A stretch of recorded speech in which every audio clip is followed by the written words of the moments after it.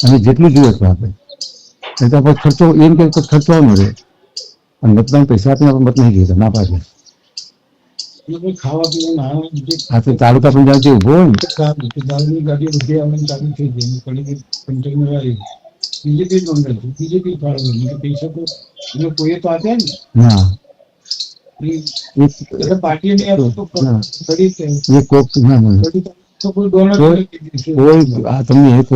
હું વિધાનસભા લડ્યો એટલે કોંગ્રેસની આથી મને 2 કરોડ રૂપિયા આપ્યા. કેટલા કોંગ્રેસની રાજ એટલે બાકી 50 લાખ ઉપર પૈસો નથી આપતા અને પછી તમારા સગવડ કરી જે કર્યું કરો. દારૂ બાર કર્યું નેતા વાવ ના કશું જ નહીં સાહેબ. આ તમને હું તો એવું માનતો તો કેટલું બધું ખર્ચો કરતી પણ કશું જ નહીં. અત્યારે તાલુકા પંચાયત જિલ્લા પંચાયતમાં 30 અને 24 28 આમાં લડે છે. એમને જ એમની રીતે સર્વે કરી 3 સભ્યોને 50,000 આપવાના છે. કઈ 3 ડેલિગેટો લડે છે જે હાવ ગરીબ માંથી આવ્યા હોય 50,000 એ વાપરને આપીને એની જ મદદ કરવા એ મેં ના પાડી દીધી.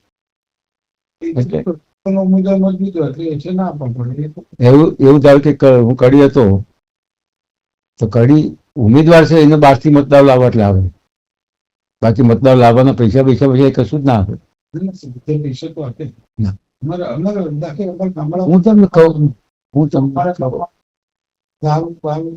પૈસા જે પેલી બાજુ મંદિરના પૈસા 20,000 રૂપિયા થતો બધા બીજેપી જ ત્યાંથી ઓફિસથી જ આપે છે. હકીકત હું 12 ગામ ભરતો તમને પૈસો નથી તમને નહીં આવે પણ ત્યાં લોકલ હશે ને મને ના પણ ડાયરેક્ટ આપે ને પેલા એવું કહ્યું હતું કે તમે જે લિસ્ટ હોય એ આપી દેજો સાથે નવીન કાકા નું શું ભત્રીજો પડ્યો ને એમાં મોટા નાના બેન છું કોલક ગયા હતા તો કોલક આખરી વાર મંદિરનું બધું કરતા લગ્ન બે પછી તમારે મંદિર પેલા 4 લાખ રૂપિયા ગયા ઉમેદવાર એટલે કે ભાજપ બનાવે બરાબર. અમે બીજામાં કશું આપવું નહીં આપતા નહીં બરાબર. ઉમેદવાર પૈસા જ આવે છે. ઉમેદવાર અને કો તો પછી આજુબાજુ સર્કલ વાળા આપે એવા લોકો આપતા ઓફિસ ની હું પોતે વહીવટ કરું છું નહીં કદાચ તમારે આ લોકોની બાકી સંગઠન વાળા લોકો એવી રીતે ટાઈપ કરતા જ હોય દારૂ કન્ટેનર આવી બરાબર અને અજય ગઈકાલમાં લેતો લઈને કે ટોટાવી ગયું વેચવાનું પૈસા મને ત્યાંથી મને મળી ગયો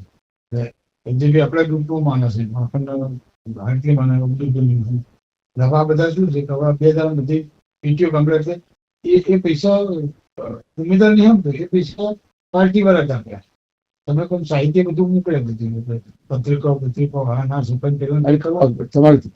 ઘર સુધી ડિલિવરી થઈ જાય એ બધું થઈ જાય એ બધું એમની એજન્સી જ હોય છે એજન્સી પહોંચાડી.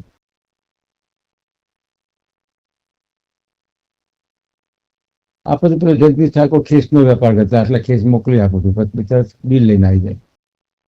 કેસ કોંગ્રેસ ના હોય ના લો તો પછી ભાજપ ના આવે બીજા બધા આપણે કોઈ ભાષણ જરૂર ના હોય.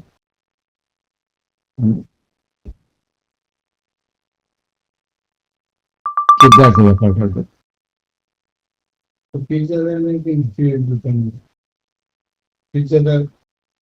મુસ્લિમ દુકાન પર 30,000 નામ મોકલતું તમે બી કોઈ જગ્યાએ બેઠો ફોન કરું છું બીએન ફોન આવે તમને ફોન કરું છું.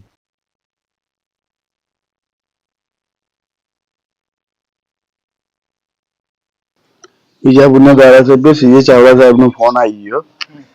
ભૂલથી લાગી ગયો એ લોકો વાત કરે મને સંભળાય બધી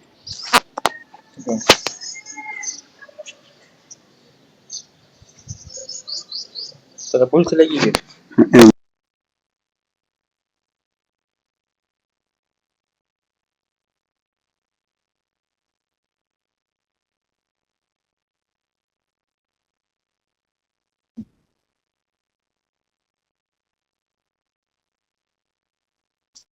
મહેસાણા જિલ્લાની અંદર બધી નગરપાલિકા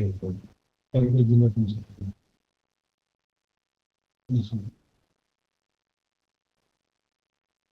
એનું કારણ છે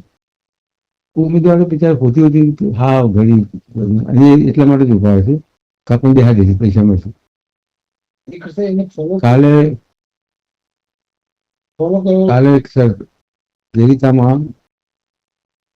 છોકરો રમતો હતો ને 10-12 વર્ષ કેવું વાતાવરણ થવા પછી 10-12 વર્ષનો છોકરો રમતો હતો દિનેશજી સરપંચ તરીકે હું તો ઉભો હતો ગાડી રાહ જોઈ એટલે મને જોયું ને એટલે છોકરો રાજકીય વાત કરવાની કે આપણે મોટા થઈ છે ને કોંગ્રેસમાં ઉભું રહેવાનું અને પછી આપણે પૈસા મળે પછી મારા પપ્પાને કહે ત્યારે બેસી જાવ ને એટલે પૈસા મળે પછી કોંગ્રેસમાં ઉભું રહેવાનું હું એટલે 10 વર્ષથી 12 વર્ષના છોકરામાં આ મેન્ટાલિટી ઘૂસી છે એટલે વેણી ખાવાની આઈટમ છે તો વધી જ નથી પૈસા વધતા હોતા હાલે ધારો કે ડીડીસી એમને ફોન કરે છે કે સાહેબ પેલા કહું બીજું ના ભાઈ બાજુમાં પૈસા મતના પૈસા આપતા નથી એટલે ધંધો જ બનાવી દીધો ધંધો જ બનાવી દીધો અને મોટા માણસો અને અહીંયા શું છે અહીંયા ભાજપમાં પાર્ટીમાંથી પૈસા નહીં ધંધો કરે છે 2 નંબરનો ધંધો કરશે ખાન ખરી નાખી 2 નંબરના ધંધા કરશે કેરોસીન 2 નંબર ધંધા કરશે ધંધા કરી રેતીનો ધંધો 2 નંબરનો કર્યો આ કર્યો તે કર્યો પણ એ અધિકારીઓ સંબંધ રાખીને હપ્તા આપી 100 કમાઈને 50 વાપરે એમ કરીને અધિકારીઓ સુખી કર્યા અને કાર્યકરો સુખી એટલે ચૂંટણી ઉભાડીએ કોઈ પબ્લિક સેવા માટે ઉભાડે છે એવું નથી ભાઈ આના માટે